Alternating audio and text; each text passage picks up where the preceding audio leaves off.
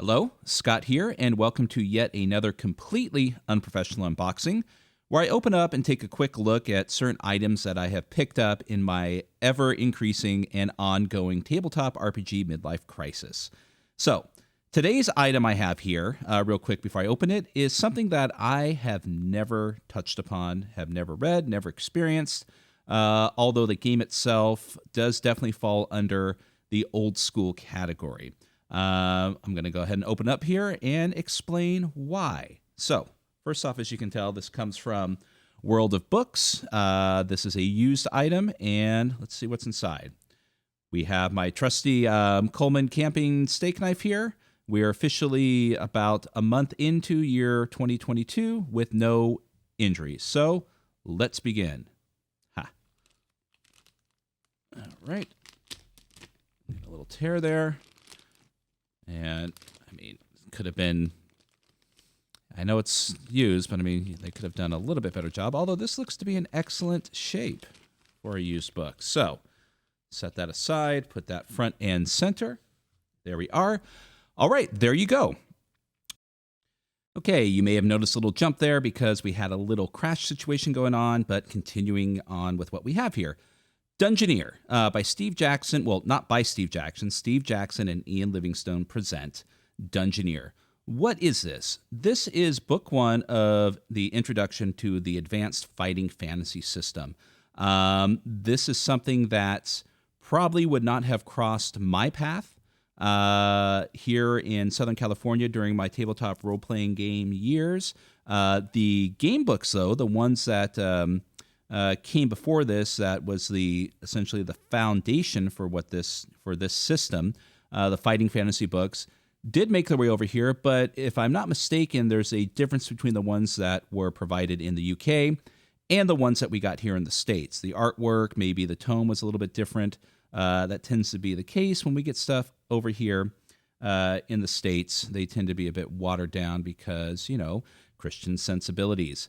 So this Dungeoneer, I know absolutely nothing about this other than just the brief bit of history that I just spewed there. So I'm going to take a quick look at it. This is something that I know is widely popular in a variety of circles, and it does make its way into several conventions, several online games, and whatnot. In a variety of forms. So there's other versions of this that came after these initial books where the rules may have been modified. The rules may have been compiled into a different book. I know it's out there, and I'll throw a link down in the description just to reference them. But anyways, and if I'm not mistaken, there are several popular newer games that utilize the advanced fighting fantasy system. I don't recall it off the top of my head. Same situation. If I remember what they are, I'll throw them in the description below. So let's take a quick look at this book. Okay, so by Puffin Books, as stated up there in the top. We do have the description here regarding Dungeoneer, the advanced fighting fantasy. You and your friends can create your own fantasy films. No expensive equipment is needed. You will be imagining the scenarios in your sitting room, and you and your trusty band of heroes will be playing all roles yourselves.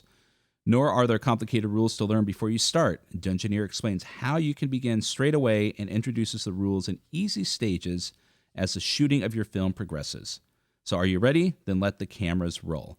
So that's one of many ways that people use to describe role-playing games, referring it in terms of, making a film in Hollywood terms, so to speak, because what you're doing is, utilizing these rules in your imagination and so on and so forth to create an exciting narrative, not unlike something you would see, on the silver screen. So, Dungeoneer is a companion volume to Steve Jackson's popular role-playing game Fighting Fantasy, but develops the fighting fantasy role-playing rules so you can achieve even more reality in your games. Steve Jackson and Ian Livingstone are the co-founders of the hugely successful Games Workshop chain and are the creators of the Fighting Fantasy series. Mark, let's see, oh boy, Gascoigne, I believe I got that right. 5 years of French, can't speak or pronounce anything. Mark Gascoigne is a freelance writer specializing in fantasy gaming and is the author of Out of the Pit, Titan, and Battleblade Warrior. Pete Tamlin works in the computer industry. Dungeoneer is his first book. Okay. And as you can see, these are the original fighting fantasy game books, with the first one that most people have heard of, The Warlock of Firetop Mountain. As mentioned, these books did make their way over to the States from a different publisher, and I know, some of the artwork was modified. So I don't know if some of the game itself was modified, but there were modifications done. And likewise, all of these here, these 40 or so, including Sorcery, Steve Jackson's Sorcery, another set of gaming books, weren't available here, at least, in my circle or my neck of the woods. Just maybe a couple of these, and that was about it. If you wanted these, you had to go find them. So we've got, here we go. So, did I pass over a couple things? I did. So step inside. So we've got a description of an Ulrich Wolfsbane. And once again, clamping his sword between his teeth, Ulrich Wolfsbane swings his body over the edge and begins to climb down into the pit and cut. So yes, more Hollywood terminology there. Okay, and new adventures start here, where it looks like they're going to go into, the, not, atypical, but I mean a decent description of what is fantasy role-playing and what is fighting fantasy specifically. So, excuse me. And then we have another section where veterans can start, who are familiar with the fighting fantasy game books, and getting started. And just before you create your fantasy adventure, though, you will need to gather together a few things. We'll explain each of them in more detail, but here's a checklist to be going on with. Some heroes, a director, somewhere to play, some dice, pencil, some paper, a watch or clock, props, optional, miniatures and scenery, optional, and other items, optional. So director, I believe, is what they're utilizing the term for the GM in here. So leaning very heavily on the cinematic aspects of it.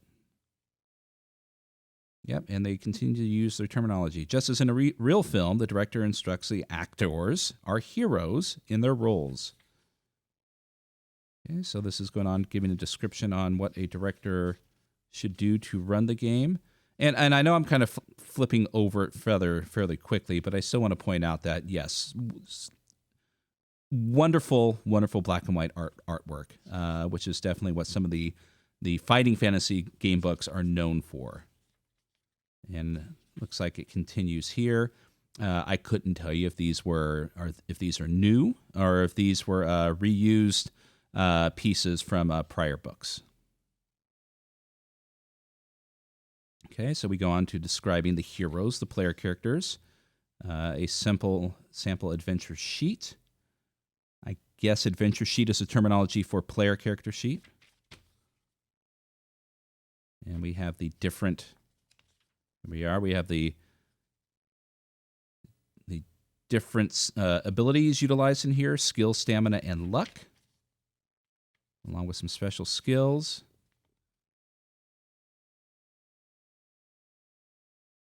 And continuing on, and then a wonderful map, wonderful black and white map setting for Dungeoneer, Northern Alancia. Hope I'm pronouncing that correctly. Dungeoneer Adventure 1, Tower of the Sorcerer. So, so we've essentially gone through just over 30 pages before we're already diving into the Dungeoneer Adventure scenario.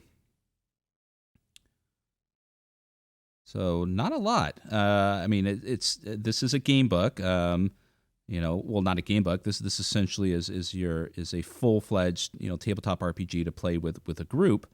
And, it's just, hey, here's a bit of information, and now let's get into the business, which, fantastic.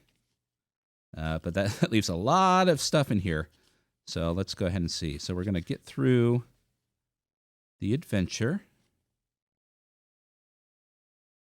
the initial adventure here. I'm just going to continue on. Okay, so Adventure 2. Oop, hold on. I want to take a look at that. Wonderful.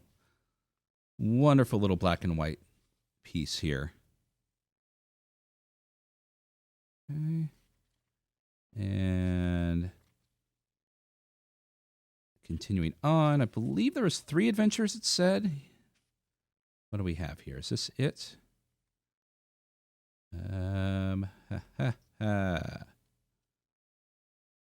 wrong? Maybe I should do take a look at what's there for me to figure this out. So the contents, oh boy. So there's 1 adventure. Okay, and then we go through the rules of the game on page 105. So we've got essentially just what you need to get started, then onto the adventure, the rules of the game, dealing with battles, other actions and situations, and then the Dungeoneer Adventure 2, Revenge of the Sorcerer, further adventures, experience and training, experience heroes, so on. So, without knowing anything, I'm going to assume that what we have here is the first adventure is designed to just kind of, maybe hold your hand through a typical adventure. And then after that comes a little bit more detailed information regarding the system as you go through, other actions and situations. And then the second adventure is like, okay, great. You've had your introduction, you've had your tutorial, you have garnered a bunch of additional information. Now you are on your own, which I think is a great method. That's kind of I know a lot of games do that, in various ways. You have an introductory adventure like a solo setting, which is, I know Chaosium does that to a certain degree, and other games do the same. And then you proceed on to, are you running the game, or are you players? And this may follow it, as I've stated. I know nothing about this, so when I read it, I will know more details of it. Excuse me. But I do like that method. I do enjoy that method of, here's a basic breakdown of our game system. And I do kind of enjoy examples of play, although I much rather would do like a solo game of something as a GM and a player to familiarize myself with it, because I learn by example, not just by reading the examples, but or learn by participating, I should say. And then of course, here's all of the not really advanced rules, but here's the meat of the system that you just experienced, and here's another adventure for you to gather it all together and see how you do. So that is my base assumption. And I could be wrong. As we continue on, this is the second adventure. Oh, nice. Nice. Fish people. Fish people are always good. And just kind of gathering through here. Not going to linger long. I mean, just the artwork alone is just. I'm upset, I should say, that I've missed out on this because if the artwork implies the type of adventure that you're going to be experiencing in this game, then sign me up. Sign me up right away. And continuing on near the end, dealing with experience points. And then your breakdown of some basic equipment. And there you go with a small amount of was this a bestiary in the back? Just a basic example, which is kind of cool. I like that. That gives you room to do what you want with these specific monsters. You just have, let's see, like a dragon, anywhere wild, their location, alignment. I guess this is in here. They have a skill 16, stamina 25, 4 attacks, and very large claws. This is an example of a young gold dragon. There are many types and ages. A dragon can also breathe flame every second combat round, causing 4 points of damage. A test for luck or dodge to reduce it to 2 points. So this we have we have some pre-gens, it looks like. that you can use or help you create your character if you need inspiration or examples, and then concluding with the end. So, so in short, Dungeoneer. This I really enjoy these type of kind of these smaller digest-sized books. Something such as Maelstrom, which has everything you need neatly compacted within a small book that's travel size. Something that doesn't weigh a lot. Something that's easily navigated because there's a decent a decent list of contents within the book itself. I didn't see anything in the back here referring to it, but anyways, it's simple, easy, compact, and from the looks of it, you literally can sit down with a group of people who have never played this before, and with a little bit of brushing up before you show up, you're up and running with one, maybe two full-fledged adventures. That's going to give you a general idea if this is the game system for you. And if it is, then obviously, you could, look into the other aspects of the game. Now, mind you, this and two other books that followed this, I don't think they're listed here, but I believe there was two other books that followed this one. This version and others are very collectible. Their prices swing, wildly. I did happen to pick this up from World of Books for a very small amount compared to how others, are listed, and quite a majority of these are available over in the UK for considerably less. But then you're paying, $30, $40, $50 to get a, $15 book across the pond, which just is cost prohibitive, like most everything is these days. But I'm excited. This definitely would be something that I think I could introduce to my son and his friends, or even just hand it over to them and just let them give it a go themselves in confidence that, they just want to try something new, have a different take on the fantasy genre and a different take on the rules other than what they're currently playing and whatnot. And it's just a beautiful book. I mean, if this had been something that was at my local bookstore, I can assure you that I would not have passed this by, either by the cover or by the spine alone. This would have stuck out like a sore thumb and would have grabbed this without question. Begging my mom for, let's see here. There's not even a U.S. price on here. So like I said, this particular book was something that wouldn't have been readily available, at least for me. So anyways, I've rambled on a bit too long on this, just opening up a simple, advanced fantasy book and gone through it and babbled through it a bit. But it's been a while since I've done a video, so just wanted to get this one in here and, and just show my continued excitement for these games that I'm receiving, give a little bit of insight for those who haven't seen or have been curious about these particular games that I have been picking up, and maybe helping them decide if this is something that they would like to pursue themselves. So there we go.